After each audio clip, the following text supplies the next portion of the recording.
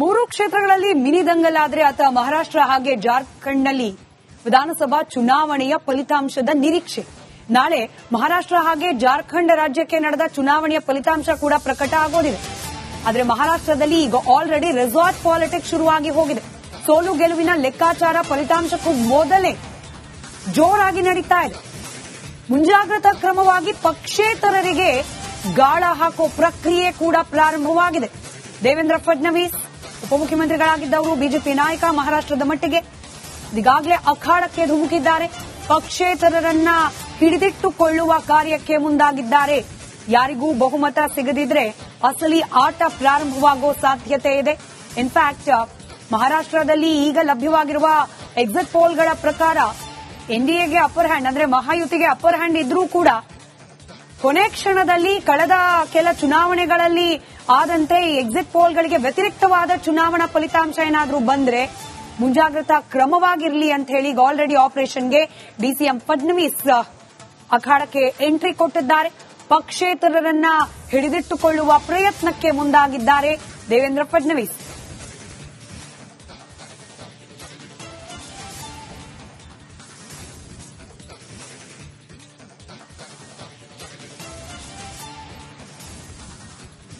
ಸದ್ಯಕ್ಕೆ ಮಹಾರಾಷ್ಟ್ರದ ಲೆಕ್ಕಾಚಾರಗಳು ಯಾವ ರೀತಿ ಇದೆ ಅದನ್ನ ಕ್ವಿಕ್ ಆಗಿ ಗಮನಿಸ್ತಾ ಹೋಗೋಣ. ಮಹಾರಾಷ್ಟ್ರದಲ್ಲಿರೋದು 288 ವಿಧಾನಸಭಾ ಕ್ಷೇತ್ರಗಳು. ಇದರ ಪೈಕಿ 145ಕ್ಕೂ ಅಧಿಕ ಸೀಟ್ಗಳನ್ನ ಪಡೆದವರು, ಮ್ಯಾಜಿಕ್ ನಂಬರ್ 145, ಅದಕ್ಕಿಂತ ಅಧಿಕ ಸೀಟ್ಗಳಲ್ಲಿ ಗೆಲುವನ್ನ ಕಂಡವರಿಗೆ ಸರ್ಕಾರ ರಚನೆ ಮಾಡೋದು ಅನಾಯಾಸವಾಗುತ್ತೆ. ಆದರೆ ಈ ಬಾರಿಯ ಚುನಾವಣಾ ಫಲಿತಾಂಶ ಕಳೆದ ಬಾರಿಯ ವಿಧಾನಸಭಾ ಚುನಾವಣಾ ಫಲಿತಾಂಶದಷ್ಟು ಅನಾಯಾಸವಾಗಿ ಬರಲಿಕ್ಕೆ ಸಾಧ್ಯ ಇಲ್ಲ. 9ಕ್ಕೂ ಅಧಿಕ ಪಕ್ಷಗಳು ನೇರವಾಗಿ ಹಣಾಹಣಿಯಲ್ಲಿ ಇಳಿದಿರೋದು, ಚುನಾವಣಾ ಅಖಾಡದಲ್ಲಿದ್ದು ಘಟಾನುಘಟಿ ನಾಯಕರ ಪ್ರತಿಷ್ಠೆಯ ಕಣವಾಗಿ ಮಾರ್ಪಾಟಾಗಿತ್ತು ಮಹಾರಾಷ್ಟ್ರ ವಿಧಾನಸಭಾ ಚುನಾವಣೆ. ಹೀಗಾಗಿ ಈ 145ರ ಗಡಿಯನ್ನ ದಾಟೋದು ಯಾರು ಅನ್ನೋದರ ಲೆಕ್ಕಾಚಾರ ಇದೀಗ ಬಿರುಸಿನಿಂದ ನಡೀತಾ ಇದೆ. ಮಹಾಯುತಿ ಕೂಟ ಮತ್ತು ಮಹಾವಿಕಾಸ್ ಅಘಾಡಿ ನಡುವೆ ಹಣಾಹಣಿ. ಬಿಜೆಪಿ ಅದರ ಜೊತೆಯಲ್ಲಿ ಶಿವಸೇನೆಯ ಒಂದು ಭಾಗ, ಹಾಗೆ ಪವಾರ್ ಬಣದ ಎನ್ಸಿಪಿಯ ಒಂದು ಭಾಗ, ಅಜಿತ್ ಪವಾರ್ ಅವರ ನೇತೃತ್ವದ ಎನ್ಸಿಪಿಯ ಒಂದು ಭಾಗ, ಹೀಗೆ ಎಲ್ಲರೂ ಕೂಡಿ ರಚನೆಯಾಗಿರುವ ಮಹಾಯುತಿ ಕೂಟ ಅಧಿಕಾರವನ್ನ ಮುನ್ನಡೆಸಿಕೊಂಡು ಹೋಗ್ಲಿಕ್ಕೆ ಅವಕಾಶವನ್ನ ಪಡೆಯುತ್ತಾ ಅಥವಾ ಮಹಾವಿಕಾಸ್ ಅಘಾಡಿ ಕಾಂಗ್ರೆಸ್ ಹಾಗೆ ಶಿವಸೇನೆಯ ಉದ್ದವ್ ಠಾಕ್ರೆ ಬಣ ಹಾಗೆ ಎನ್ಸಿಪಿಯ ಶರದ್ ಪವಾರ್ ಬಣ ಇವರೆಲ್ಲರೂ ಸೇರಿ ಮಾಡಿರುವ ವಿಕಾಸ್ ಅಘಾಡಿ ವಿರೋಧ ಪಕ್ಷದಿಂದ ಆಡಳಿತಾರೂಢ ಪಕ್ಷಕ್ಕೆ ಪ್ರಮೋಟ್ ಆಗ್ಲಿಕ್ಕೆ ಸಾಧ್ಯವಾಗುತ್ತಾ ಕುತೂಹಲ ನಾಳೆ ಉತ್ತರವನ್ನ ಪಡೆದುಕೊಳ್ಳಲಿದೆ. ಯಾರೇ ಗೆದ್ರೂ ಕೂಡ ಇನ್ನೊಂದು ಮಗ್ಗಲಲ್ಲಿ ಆಪರೇಷನ್ ಆಗೋ ಸಾಧ್ಯತೆ ಇದೆ. ಎರಡು ಪ್ರಮುಖ ಪಕ್ಷಗಳು ಎನ್ಸಿಪಿ ಹಾಗೆ ಶಿವಸೇನೆ ಸ್ಪ್ಲಿಟ್ ಆಗಿ ಇದೀಗ ಎರಡು ಪ್ರತ್ಯೇಕ ಬಣಗಳಲ್ಲಿರೋದು.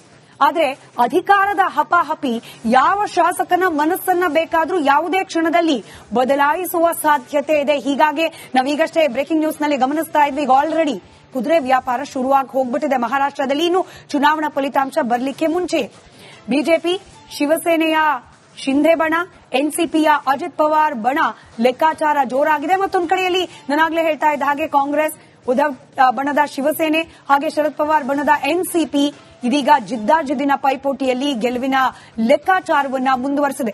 ಎರಡು ಬಣಗಳಿಂದ ಕುರ್ಚಿ ಹಿಡಿಯೋದಕ್ಕೆ ಮಾಸ್ಟರ್ ಪ್ಲಾನ್ಗಳನ್ನ ರೂಪಿಸಿಕೊಳ್ಳಲಾಗ್ತಾ ಇದೆ. ಫಲಿತಾಂಶಕ್ಕೂ ಮೊದಲೇ ಸ್ವತಂತ್ರ ಅಭ್ಯರ್ಥಿಗಳ ಜೊತೆಯಲ್ಲಿ ಫಡ್ನವೀಸ್ ಟಚ್ನಲ್ಲಿದ್ದಾರೆ. 1, 2 ಅಥವಾ 5ರಿಂದ 6ರವರೆಗೂ ಕೂಡ ಸ್ವತಂತ್ರವಾಗಿ ನಿಂತವರು ಅಥವಾ ಇತರೆ ಸಣ್ಣ ಪುಟ್ಟ ಪಕ್ಷದವರಿಗೆ ಗೆಲುವಾಗುವ ಸಾಧ್ಯತೆ ಇದೆ ಅಂತ ಹೇಳಿ ಚುನಾವಣೋತ್ತರ ಸಮೀಕ್ಷೆಗಳ ರಿಪೋರ್ಟ್ ಹೇಳ್ತಾ ಇದೆ. ಹೀಗಾಗಿ ಬಹುಮತವನ್ನ ಸಾಬೀತುಪಡಿಸಲಿಕ್ಕೆ ಅಥವಾ 145ರ ಮ್ಯಾಜಿಕ್ ನಂಬರ್ ಅನ್ನ ದಾಟಲಿಕ್ಕೆ ಅವಶ್ಯಕತೆ ಬಿದ್ರೆ ಇನ್ ಕೇಸ್ ಇರ್ಲಿ ಸೇಫರ್ ಸೈಡ್ ಅಲ್ಲಿ ಅಂತ ಹೇಳಿ ಈಗ ಆಲ್ರೆಡಿ ಪಕ್ಷೇತರ ಅಭ್ಯರ್ಥಿಗಳ ಜೊತೆಯಲ್ಲಿ ದೇವೇಂದ್ರ ಫಡ್ನವೀಸ್ ಮಾತುಕತೆಯನ್ನ ಪ್ರಾರಂಭ ಮಾಡಿದ್ದಾರೆ. ಮಹಾರಾಷ್ಟ್ರದ ಗದ್ದುಗೆಯನ್ನ ಹಿಡಿಯೋಕೆ ಯಾರ ಕಡೆ ಯಾರು ಹೋಗ್ತಾರೆ ಅನ್ನೋ ಕುತೂಹಲ ಮುಂದುವರೆದಿದೆ. ಇದೆಷ್ಟು ಮಹಾರಾಷ್ಟ್ರ ಚುನಾವಣೆಗೆ ಸಂಬಂಧಪಟ್ಟ ಡೀಟೇಲ್ಸ್. ಆದ್ರೆ ಮತ್ತೊಮ್ಮೆ ಹೇಳ್ತಾ ಇದ್ದೀನಿ, ನಾಳೆ ಬೆಳಗ್ಗೆ 6 ಗಂಟೆಯಿಂದ non stop live coverage republic media ನೆಟ್ವರ್ಕ್ನ ಅತಿ ದೊಡ್ಡ ತಂಡ ಗ್ರೌಂಡ್ ರಿಪೋರ್ಟ್ ಅನ್ನ ನಿಮ್ಮ ಮುಂದೆ ಇಡ್ತಾ ಹೋಗುತ್ತೆ. ಕೇವಲ ನಮ್ಮ ರಾಜ್ಯದ 3 ವಿಧಾನಸಭಾ ಕ್ಷೇತ್ರಗಳ ಬೈ ಎಲೆಕ್ಷನ್ ನ ರಿಸಲ್ಟ್ ಮಾತ್ರವಲ್ಲ, ಮಹಾರಾಷ್ಟ್ರ ಹಾಗೆ ಜಾರ್ಖಂಡ್ನ ಚುನಾವಣೆಯ ಅತ್ಯಂತ ನಿಖರ ಹಾಗೆ ವೇಗದ ಫಲಿತಾಂಶ ರಿಪಬ್ಲಿಕ್ ಕನ್ನಡದಲ್ಲಿ ಮಿಸ್ ಮಾಡದೆ ನೋಡ್ತಾ ಇರಿ ಬೆಳಗ್ಗೆ 6 ಗಂಟೆಯಿಂದ. ಇನ್ನು 3 ಕ್ಷೇತ್ರಗಳಲ್ಲಿ ಮಿನಿ ದಂಗಲಾದ್ರೆ ಅಥವಾ ಮಹಾರಾಷ್ಟ್ರ ಹಾಗೆ ಜಾರ್ಖಂಡ್ನಲ್ಲಿ ವಿಧಾನಸಭಾ ಚುನಾವಣೆಯ ಫಲಿತಾಂಶದ ನಿರೀಕ್ಷೆ. ನಾಳೆ ಮಹಾರಾಷ್ಟ್ರ ಹಾಗೆ ಜಾರ್ಖಂಡ್ ರಾಜ್ಯಕ್ಕೆ ನಡೆದ ಚುನಾವಣೆಯ ಫಲಿತಾಂಶ ಕೂಡ ಪ್ರಕಟ ಆಗೋದಿದೆ. ಆದರೆ ಮಹಾರಾಷ್ಟ್ರದಲ್ಲಿ ಈಗ ಆಲ್ರೆಡಿ ರೆಸಾರ್ಟ್ ಪಾಲಿಟಿಕ್ಸ್ ಶುರುವಾಗಿ ಹೋಗಿದೆ. ಸೋಲು ಗೆಲುವಿನ ಲೆಕ್ಕಾಚಾರ ಫಲಿತಾಂಶಕ್ಕೂ ಮೊದಲೇ ಜೋರಾಗಿ ನಡೀತಾ ಇದೆ. ಮುಂಜಾಗ್ರತಾ ಕ್ರಮವಾಗಿ ಪಕ್ಷೇತರರಿಗೆ ಗಾಳ ಹಾಕೋ ಪ್ರಕ್ರಿಯೆ ಕೂಡ ಪ್ರಾರಂಭವಾಗಿದೆ. ದೇವೇಂದ್ರ ಫಡ್ನವೀಸ್ ಉಪಮುಖ್ಯಮಂತ್ರಿಗಳಾಗಿದ್ದವರು ಬಿಜೆಪಿ ನಾಯಕ ಮಹಾರಾಷ್ಟ್ರದ ಮಟ್ಟಿಗೆ ಈಗಾಗಲೇ ಅಖಾಡಕ್ಕೆ ಧುಮುಕಿದ್ದಾರೆ. ಪಕ್ಷೇತರರನ್ನ ಹಿಡಿದಿಟ್ಟುಕೊಳ್ಳುವ ಕಾರ್ಯಕ್ಕೆ ಮುಂದಾಗಿದ್ದಾರೆ. ಯಾರಿಗೂ ಬಹುಮತ ಸಿಗದಿದ್ರೆ ಅಸಲಿ ಆಟ ಪ್ರಾರಂಭವಾಗೋ ಸಾಧ್ಯತೆ ಇದೆ. ಇನ್ಫ್ಯಾಕ್ಟ್ ಮಹಾರಾಷ್ಟ್ರದಲ್ಲಿ ಈಗ ಲಭ್ಯವಾಗಿರುವ ಎಕ್ಸಿಟ್ ಪೋಲ್ಗಳ ಪ್ರಕಾರ ಎನ್ಡಿಎಗೆ ಅಪ್ಪರ್ ಹ್ಯಾಂಡ್ ಅಂದ್ರೆ ಮಹಾಯುತಿಗೆ ಅಪ್ಪರ್ ಹ್ಯಾಂಡ್ ಇದ್ರೂ ಕೂಡ ಕೊನೆ ಕ್ಷಣದಲ್ಲಿ ಕಳೆದ ಕೆಲ ಚುನಾವಣೆಗಳಲ್ಲಿ ಆದಂತೆ ಎಕ್ಸಿಟ್ ಪೋಲ್ಗಳಿಗೆ ವ್ಯತಿರಿಕ್ತವಾದ ಚುನಾವಣಾ ಫಲಿತಾಂಶ ಏನಾದರೂ ಬಂದ್ರೆ ಮುಂಜಾಗ್ರತಾ ಕ್ರಮವಾಗಿರಲಿ ಅಂತ ಹೇಳಿ ಆಲ್ರೆಡಿ ಆಪರೇಷನ್ಗೆ ಡಿಸಿಎಂ ಫಡ್ನವೀಸ್ ಅಖಾಡಕ್ಕೆ ಎಂಟ್ರಿ ಕೊಟ್ಟಿದ್ದಾರೆ. ಪಕ್ಷೇತರರನ್ನ ಹಿಡಿದಿಟ್ಟುಕೊಳ್ಳುವ ಪ್ರಯತ್ನಕ್ಕೆ ಮುಂದಾಗಿದ್ದಾರೆ ದೇವೇಂದ್ರ ಫಡ್ನವೀಸ್.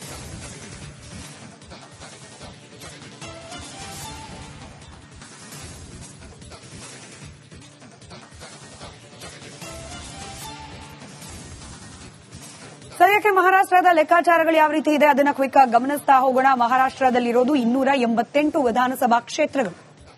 ಇದರ ಪೈಕಿ 145ಕ್ಕೂ ಅಧಿಕ ಸೀಟ್ಗಳನ್ನ ಪಡೆದವರು, ಮ್ಯಾಜಿಕ್ ನಂಬರ್ 145, ಅದಕ್ಕಿಂತ ಅಧಿಕ ಸೀಟ್ಗಳಲ್ಲಿ ಗೆಲುವನ್ನ ಕಂಡವರಿಗೆ ಸರ್ಕಾರ ರಚನೆ ಮಾಡೋದು ಅನಾಯಾಸವಾಗುತ್ತೆ. ಆದರೆ ಈ ಬಾರಿಯ ಚುನಾವಣಾ ಫಲಿತಾಂಶ ಕಳೆದ ಬಾರಿಯ ವಿಧಾನಸಭಾ ಚುನಾವಣಾ ಫಲಿತಾಂಶದಷ್ಟು ಅನಾಯಾಸವಾಗಿ ಬರಲಿಕ್ಕೆ ಸಾಧ್ಯ ಇಲ್ಲ. 9ಕ್ಕೂ ಅಧಿಕ ಪಕ್ಷಗಳು ನೇರವಾಗಿ ಹಣಾಹಣಿಯಲ್ಲಿ ಇಳಿದಿರೋದು, ಚುನಾವಣಾ ಅಖಾಡದಲ್ಲಿದ್ದು ಘಟಾನುಘಟಿ ನಾಯಕರ ಪ್ರತಿಷ್ಠೆಯ ಕಣವಾಗಿ ಮಾರ್ಪಾಟಾಗಿತ್ತು ಮಹಾರಾಷ್ಟ್ರ ವಿಧಾನಸಭಾ ಚುನಾವಣೆ. ಹೀಗಾಗಿ ಈ 145ರ ಗಡಿಯನ್ನ ದಾಟೋದು ಯಾರು ಅನ್ನೋದರ ಲೆಕ್ಕಾಚಾರ ಇದೀಗ ಬಿರುಸಿನಿಂದ ನಡೀತಾ ಇದೆ. ಮಹಾಯುತಿ ಕೂಟ ಮತ್ತು ಮಹಾವಿಕಾಸ್ ಅಘಾಡಿ ನಡುವೆ ಹಣಾಹಣಿ. ಬಿಜೆಪಿ ಅದರ ಜೊತೆಯಲ್ಲಿ ಶಿವಸೇನೆಯ ಒಂದು ಭಾಗ, ಹಾಗೆ ಪವಾರ್ ಬಣದ ಎನ್ಸಿಪಿಯ ಒಂದು ಭಾಗ, ಅಜಿತ್ ಪವಾರ್ ಅವರ ನೇತೃತ್ವದ ಎನ್ಸಿಪಿಯ ಒಂದು ಭಾಗ, ಹೀಗೆ ಎಲ್ಲರೂ ಕೂಡಿ ರಚನೆಯಾಗಿರುವ ಮಹಾಯುತಿ ಕೂಟ ಅಧಿಕಾರವನ್ನ ಮುನ್ನಡೆಸಿಕೊಂಡು ಹೋಗ್ಲಿಕ್ಕೆ ಅವಕಾಶವನ್ನ ಪಡೆಯುತ್ತಾ ಅಥವಾ ಮಹಾವಿಕಾಸ್ ಅಘಾಡಿ ಕಾಂಗ್ರೆಸ್ ಹಾಗೆ ಶಿವಸೇನೆಯ ಉದ್ದವ್ ಠಾಕ್ರೆ ಬಣ ಹಾಗೆ ಎನ್ಸಿಪಿಯ ಶರದ್ ಪವಾರ್ ಬಣ ಇವರೆಲ್ಲರೂ ಸೇರಿ ಮಾಡಿರುವ ವಿಕಾಸ್ ಅಘಾಡಿ ವಿರೋಧ ಪಕ್ಷದಿಂದ ಆಡಳಿತಾರೂಢ ಪಕ್ಷಕ್ಕೆ ಪ್ರಮೋಟ್ ಆಗ್ಲಿಕ್ಕೆ ಸಾಧ್ಯವಾಗುತ್ತಾ ಕುತೂಹಲ ನಾಳೆ ಉತ್ತರವನ್ನ ಪಡೆದುಕೊಳ್ಳಲಿದೆ. ಯಾರೇ ಗೆದ್ರೂ ಕೂಡ ಇನ್ನೊಂದು ಮಗ್ಗಲಲ್ಲಿ ಆಪರೇಷನ್ ಆಗೋ ಸಾಧ್ಯತೆ ಇದೆ. ಎರಡು ಪ್ರಮುಖ ಪಕ್ಷಗಳು ಎನ್ಸಿಪಿ ಹಾಗೆ ಶಿವಸೇನೆ ಸ್ಪ್ಲಿಟ್ ಆಗಿ ಇದೀಗ ಎರಡು ಪ್ರತ್ಯೇಕ ಬಣಗಳಲ್ಲಿರೋದು. ಆದರೆ ಅಧಿಕಾರದ ಹಪಾಹಪಿ ಯಾವ ಶಾಸಕನ ಮನಸ್ಸನ್ನ ಬೇಕಾದ್ರೂ ಯಾವುದೇ ಕ್ಷಣದಲ್ಲಿ ಬದಲಾಯಿಸುವ ಸಾಧ್ಯತೆ ಇದೆ. ಹೀಗಾಗಿ ನಾವೀಗಷ್ಟೇ ಬ್ರೇಕಿಂಗ್ ನ್ಯೂಸ್ ನಲ್ಲಿ ಗಮನಿಸ್ತಾ ಇದ್ವಿ, ಈಗ ಆಲ್ರೆಡಿ ಕುದುರೆ ವ್ಯಾಪಾರ ಶುರುವಾಗಿ ಹೋಗ್ಬಿಟ್ಟಿದೆ ಮಹಾರಾಷ್ಟ್ರದಲ್ಲಿ. ಇನ್ನು ಚುನಾವಣಾ ಫಲಿತಾಂಶ ಬರಲಿಕ್ಕೆ ಮುಂಚೆ ಬಿಜೆಪಿ ಶಿವಸೇನೆಯ ಶಿಂಧೆ ಬಣ, ಎನ್ಸಿಪಿಯ ಅಜಿತ್ ಪವಾರ್ ಬಣ ಲೆಕ್ಕಾಚಾರ ಜೋರಾಗಿದೆ. ಮತ್ತೊಂದು ಕಡೆಯಲ್ಲಿ ನಾನಾಗ್ಲೇ ಹೇಳ್ತಾ ಇದ್ದ ಹಾಗೆ ಕಾಂಗ್ರೆಸ್, ಉದ್ದವ್ ಬಣದ ಶಿವಸೇನೆ ಹಾಗೆ ಶರದ್ ಪವಾರ್ ಬಣದ ಎನ್ಸಿಪಿ ಇದೀಗ ಜಿದ್ದಾಜಿದ್ದಿನ ಪೈಪೋಟಿಯಲ್ಲಿ ಗೆಲುವಿನ ಲೆಕ್ಕಾಚಾರವನ್ನ ಮುಂದುವರೆಸಿದೆ. ಎರಡು ಬಣಗಳಿಂದ ಕುರ್ಚಿ ಹಿಡಿಯೋದಕ್ಕೆ ಮಾಸ್ಟರ್ ಪ್ಲಾನ್ಗಳನ್ನ ರೂಪಿಸಿಕೊಳ್ಳಲಾಗ್ತಾ ಇದೆ. ಫಲಿತಾಂಶಕ್ಕೂ ಮೊದಲೇ ಸ್ವತಂತ್ರ ಅಭ್ಯರ್ಥಿಗಳ ಜೊತೆಯಲ್ಲಿ ಫಡ್ನವೀಸ್ ಟಚ್ನಲ್ಲಿದ್ದಾರೆ. 1, 2 ಅಥವಾ 5ರಿಂದ 6ರವರೆಗೂ ಕೂಡ ಸ್ವತಂತ್ರವಾಗಿ ನಿಂತವರು ಅಥವಾ ಇತರೆ ಸಣ್ಣಪುಟ್ಟ ಪಕ್ಷದವರಿಗೆ ಗೆಲುವಾಗುವ ಸಾಧ್ಯತೆ ಇದೆ ಅಂತ ಹೇಳಿ ಚುನಾವಣೋತ್ತರ ಸಮೀಕ್ಷೆಗಳ ರಿಪೋರ್ಟ್ ಹೇಳ್ತಾ ಇದೆ.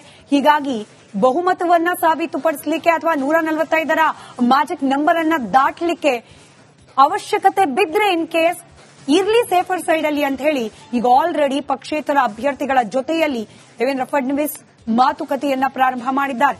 ಮಹಾರಾಷ್ಟ್ರದ ಗದ್ದುಗೆಯನ್ನ ಹಿಡಿಯೋಕೆ ಯಾರ ಕಡೆ ಯಾರು ಹೋಗ್ತಾರೆ ಅನ್ನೋ ಕುತೂಹಲ ಮುಂದುವರೆದಿದೆ. ಇದೆಷ್ಟು ಮಹಾರಾಷ್ಟ್ರ ಚುನಾವಣೆಗೆ ಸಂಬಂಧಪಟ್ಟ ಡೀಟೇಲ್ಸ್. ಆದ್ರೆ ಮತ್ತೊಮ್ಮೆ ಹೇಳ್ತಾ ಇದ್ದೀನಿ, ನಾಳೆ ಬೆಳಗ್ಗೆ 6 ಗಂಟೆಯಿಂದ non stop live coverage republic media ನೆಟ್ವರ್ಕ್ನ ಅತಿ ದೊಡ್ಡ ತಂಡ ಗ್ರೌಂಡ್ ರಿಪೋರ್ಟ್ ಅನ್ನ ನಿಮ್ಮ ಮುಂದೆ ಇಡ್ತಾ ಹೋಗುತ್ತೆ. ಕೇವಲ ನಮ್ಮ ರಾಜ್ಯದ 3 ವಿಧಾನಸಭಾ ಕ್ಷೇತ್ರಗಳ ಬೈ ಎಲೆಕ್ಷನ್ ನ ರಿಸಲ್ಟ್ ಮಾತ್ರವಲ್ಲ, ಮಹಾರಾಷ್ಟ್ರ ಹಾಗೆ ಜಾರ್ಖಂಡ್ನ ಚುನಾವಣೆಯ ಅತ್ಯಂತ ನಿಖರ ಹಾಗೆ ವೇಗದ ಫಲಿತಾಂಶ ರಿಪಬ್ಲಿಕ್ ಕನ್ನಡದಲ್ಲಿ ಮಿಸ್ ಮಾಡದೆ ನೋಡ್ತಾ ಇರಿ ಬೆಳಗ್ಗೆ 6 ಗಂಟೆಯಿಂದ. ಇನ್ನು